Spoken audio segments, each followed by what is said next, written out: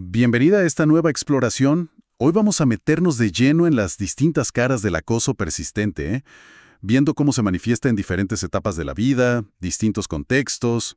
Exacto. Tenemos sobre la mesa, varias investigaciones, encuestas, análisis, que hablan del bullying adolescente, del stalking o acecho ya en la vida adulta, y también de ese fenómeno tan complejo y, la verdad, bastante debatido, que es el gang stalking o hostigamiento organizado. Exacto. Vamos a desgranar un poco qué nos dicen las fuentes sobre la frecuencia, ¿no? ¿Con qué frecuencia ocurren estas cosas? ¿Quiénes suelen ser las víctimas? ¿Quiénes los agresores? ¿Qué métodos usan? Y algo súper importante, ¿cuál es el impacto psicológico que se ha documentado? Y sí, también vamos a entrarle al debate que hay sobre algunas de estas experiencias porque, no todas se entienden igual. La idea es dar una visión detallada, con matices, de estos fenómenos que, son distintos, pero a veces tienen puntos de contacto. Justamente. Se trata de entender bien a fondo qué revelan los estudios sobre quiénes viven estas situaciones, cómo las experimentan y qué respuestas encuentran, o a veces qué vacíos, ¿no? A nivel social, a nivel legal. Creo que es un recorrido necesario. Bueno, arranquemos por el principio, ¿te parece? Con el bullying, un problema que lamentablemente es global. Sí, dale. Hay datos de UNICEF que se citan en una de las revisiones que muestran una variabilidad enorme en la prevalencia. Hablamos de cifras que van, fíjate, desde un 7% de adolescentes de 13 a 15 años que lo han sufrido en Tayikistán, hasta un impactante 74% en Samoa. 74%. Es altísimo. Altísimo. E incluso en países con ingresos altos las cifras no son para nada menores, Lituania reportaba un 52%. Sí, esas cifras son, un llamado de atención fuerte sobre la magnitud. Y para ir más allá a las consecuencias, hay una revisión sistemática que consultamos, la de Galván y colaboradores, que es muy, muy relevante. Ajá. Analizaron 21 estudios, publicados entre 2012 y 2018, y buscaban específicamente entender la relación entre sufrir bullying y la conducta suicida en adolescentes. Pero ojo, es fundamental subrayar algo que ellos mismos dicen. Aunque la relación existe y es preocupante, no es una línea recta de causa-efecto, Claro. Hay muchos otros factores jugando ahí, modulando esa relación. Entiendo. No es una ecuación simple. ¿Y qué tipos específicos de bullying identificó esa revisión? ¿Pudieron ver si algunos tipos tienen asociaciones más fuertes con ciertos riesgos? Definitivamente. La revisión detalla varios tipos y sus conexiones particulares. Por ejemplo, el bullying verbal, ¿no? Esos insultos, las burlas constantes, se asoció con un mayor riesgo de planificación suicida. Planificación. Sí, parece que el impacto del rechazo social que genera es clave ahí.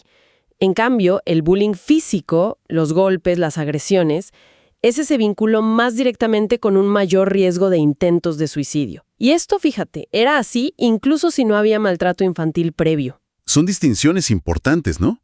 Porque nos hablan de cómo hieren de forma distinta. ¿Qué encontraron sobre el acoso más sutil, quizás? ¿El relacional o el que ocurre en línea, el cyberbullying? El bullying relacional, que es esa exclusión del grupo, esparcir rumores o el rechazo de pares, incluso de parejas adolescentes, se asoció con un mayor riesgo de ideación suicida a futuro. ¿Y el cyberbullying? Ese es un tema aparte.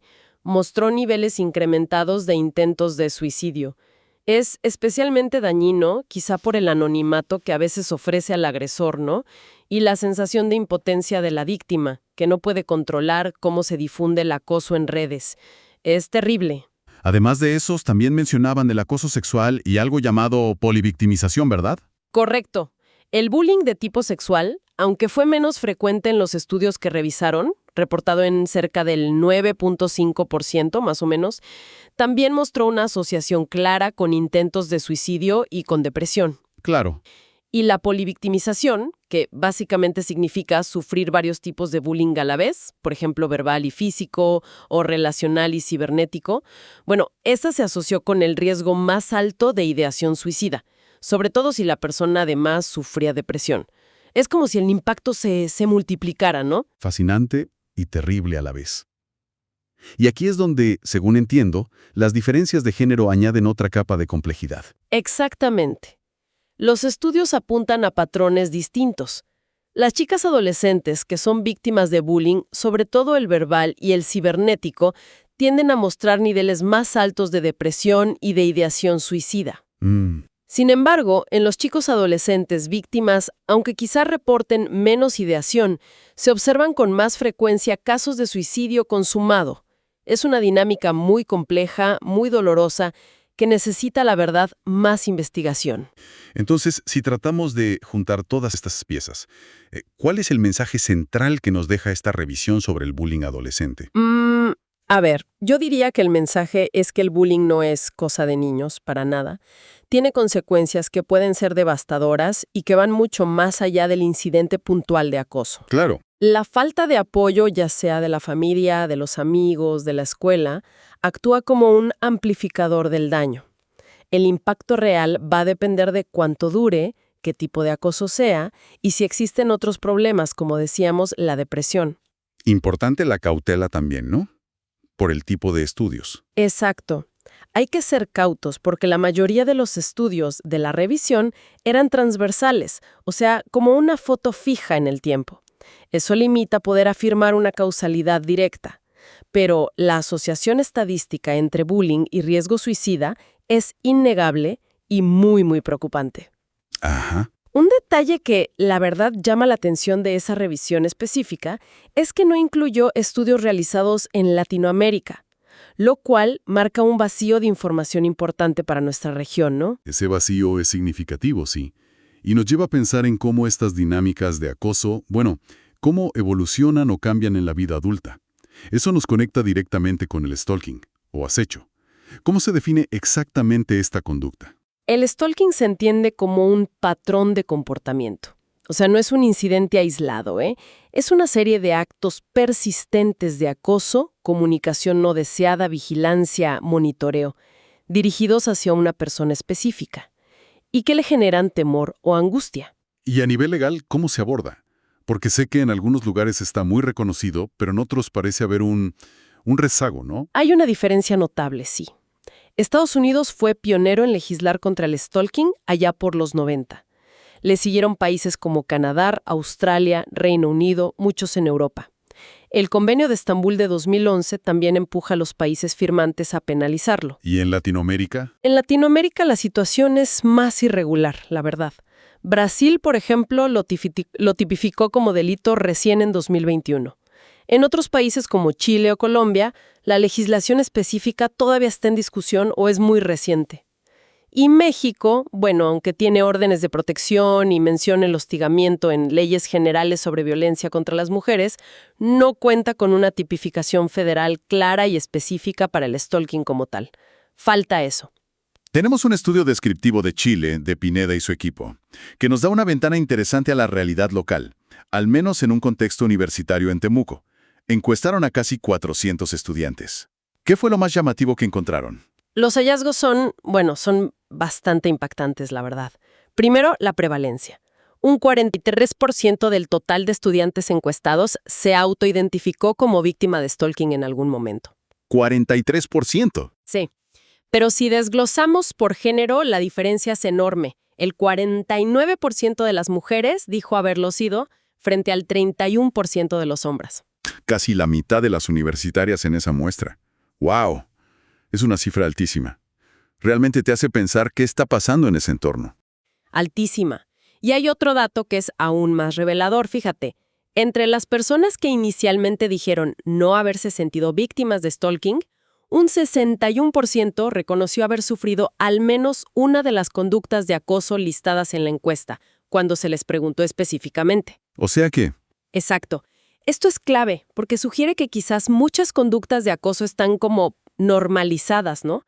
O que la gente subestima su gravedad y no las etiqueta como stalking, aunque objetivamente lo sean. ¿Y quiénes eran los acosadores según este estudio chileno? Confirma la idea de que a menudo son personas conocidas. Totalmente. En la mayoría de los casos, un 61%, los perpetradores eran hombres.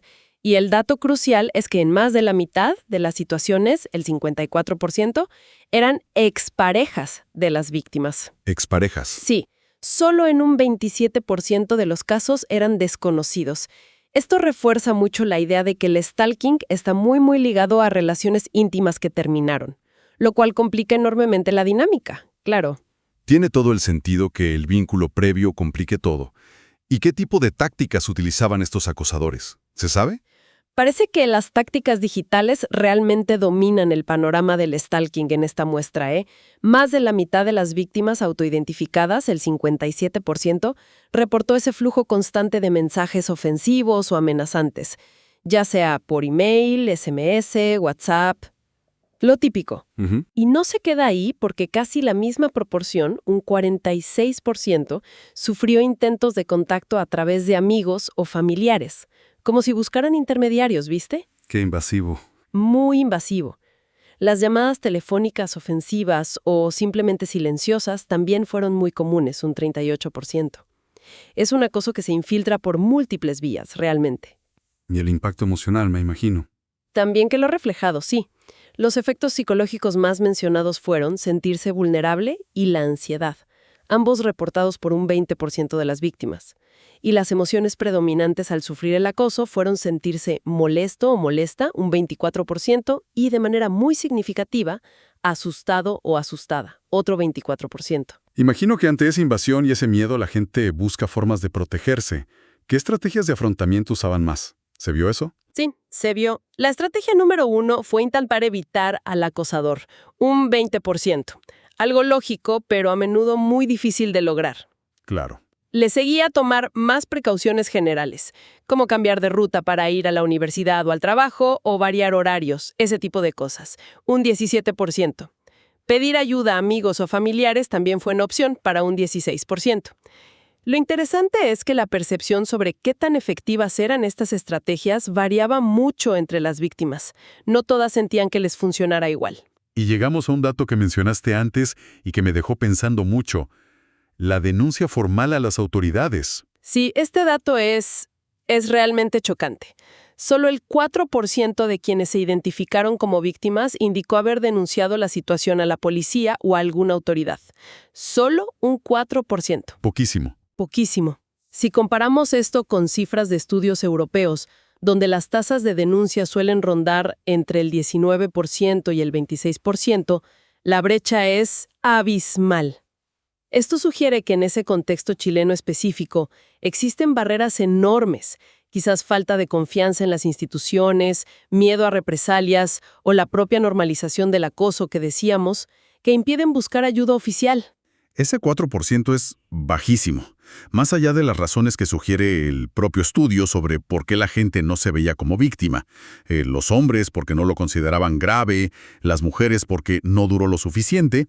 ¿Qué nos dice esto sobre la percepción del problema en sí? Yo creo que conecta con algo que mencionan autoras como Ferrer y Bosch al hablar de los mitos del amor romántico, ¿sabes? Ajá. Esas ideas de que el amor todo lo puede o de que los celos son prueba de amor, pueden llevar a justificar o minimizar conductas que son claramente acoso, sobre todo cuando vienen de una expareja.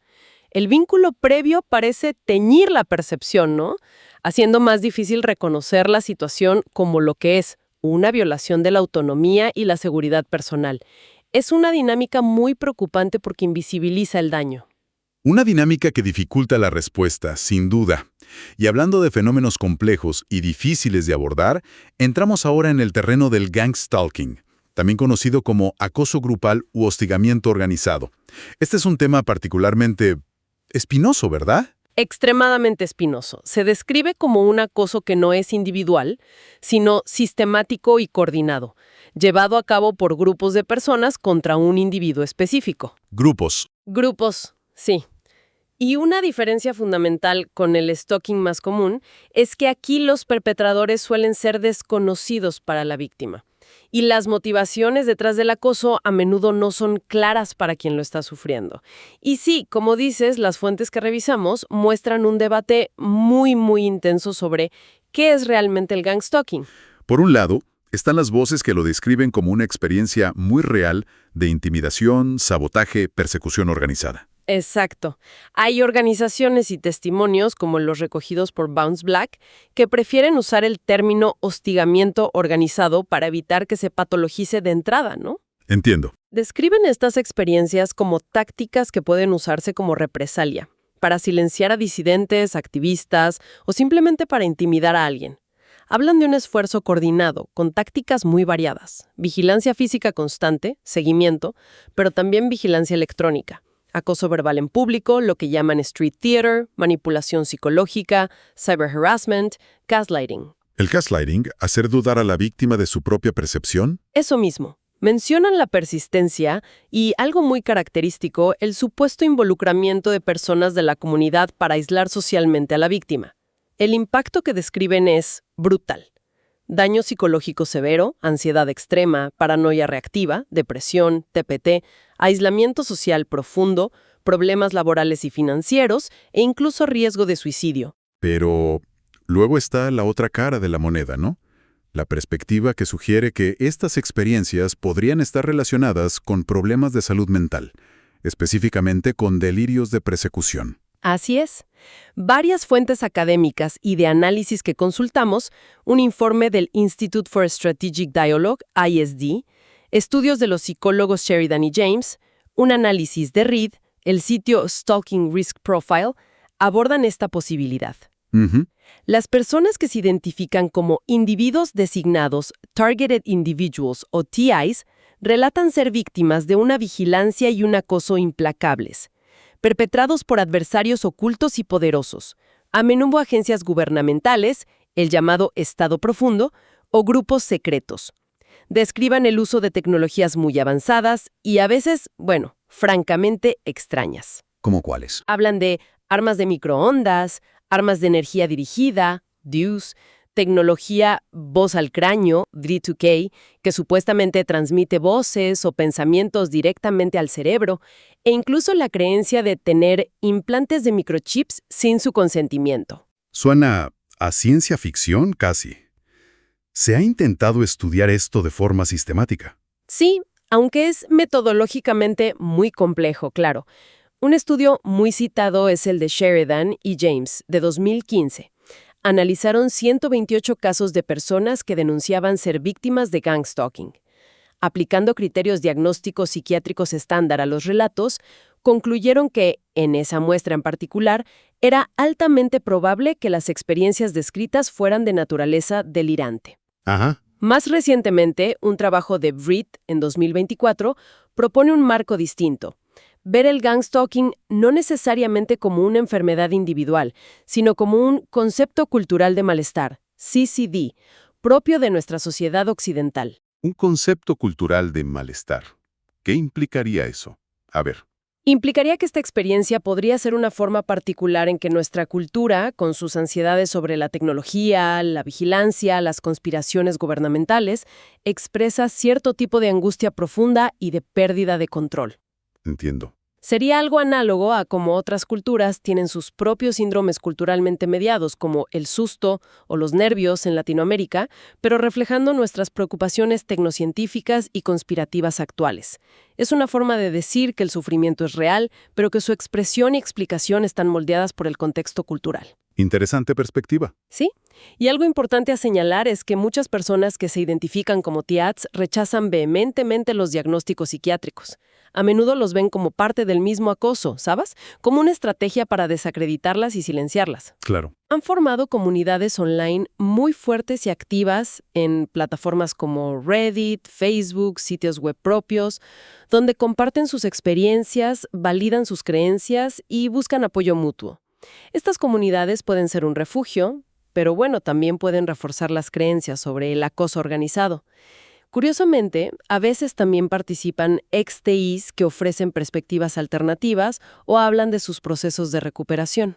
Hay otro estudio de Sheridan, James y Roth de 2020 que hizo algo diferente. En lugar de diagnosticar, analizó 50 relatos de TIs publicados en Internet para ver cuáles eran los elementos centrales de la experiencia descrita por ellos. ¿Qué fue lo más común en esos relatos? Lo más frecuente, por lejos, fue la sensación de vigilancia física constante o seguimiento, descrito por un 94% de los relatos. 94%. Sí, le seguía muy de cerca la creencia de ser víctima de una conspiración que involucraba a múltiples agencias u organizaciones, un 80%. También era muy común reportar interferencia física directa, intimidación y acoso en la vida cotidiana, 66%, y la percepción de que las instituciones, policía, médicos, etcétera, encubrían o eran parte del acoso, 64%. ¿Y la tecnología que mencionabas antes también aparecía prominentemente, imagino? Sí, totalmente. La vigilancia electrónica, 60%. Ser blanco de ruidos extraños o dirigidos, 44%. La sensación de control remoto o mental, 40%. Y sufrir hacking de sus dispositivos electrónicos, 38%. Otros elementos, aunque menos universales, eran también llamativos. La creencia en tener implantes, 24%. Experimentar la transmisión voz al cráneo o B2K, 26%, e incluso haber sufrido ataques físicos directos, 22%. Es un cuadro de persecución muy vívido y multifacético el que describen. Listo. Sobrecogedor escucharlo. Sí. Y las secuelas reportadas en estos mismos relatos eran igualmente graves. Un profundo daño psicológico, 42%, un fuerte sentimiento de aislamiento y soledad, 34%. Curiosamente, también una fuerte determinación de luchar contra sus supuestos perseguidores, 32%.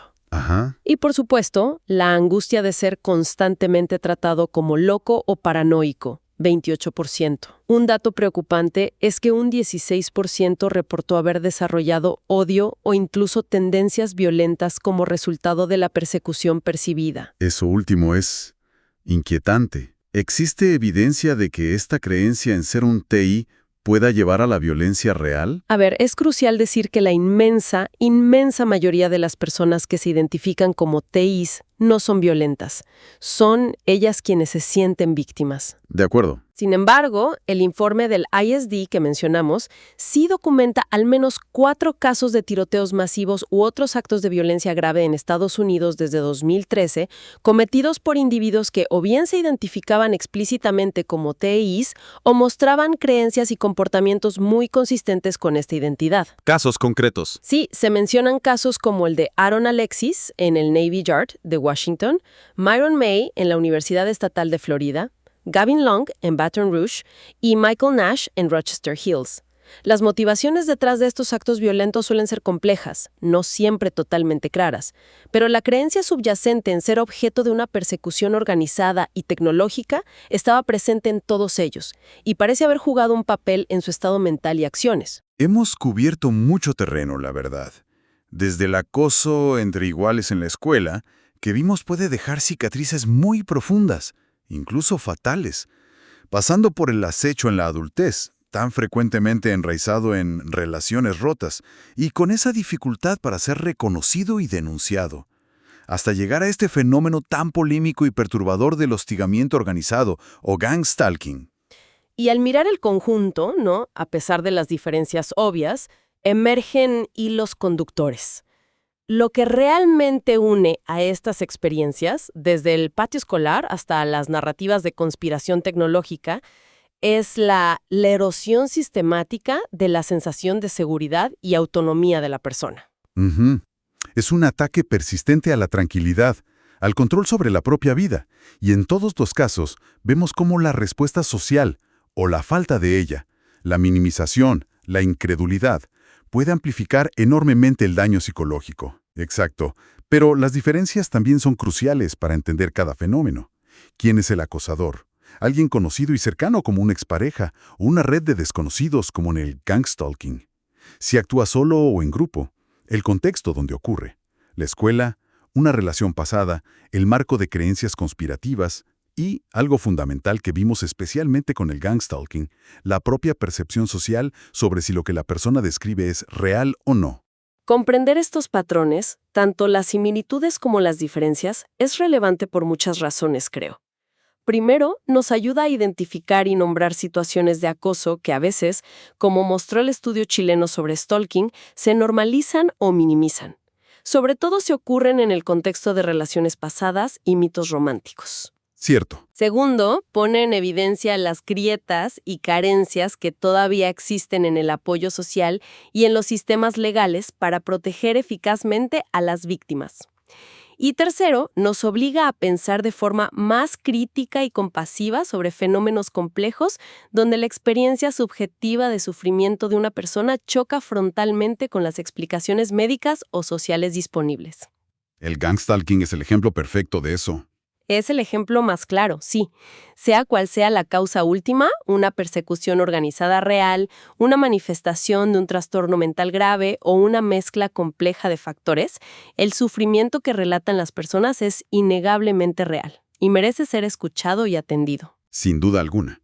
Esta exploración nos ha llevado de las aulas a la complejidad de las relaciones adultas y de ahí a las controversias sobre la percepción de la realidad y la persecución organizada.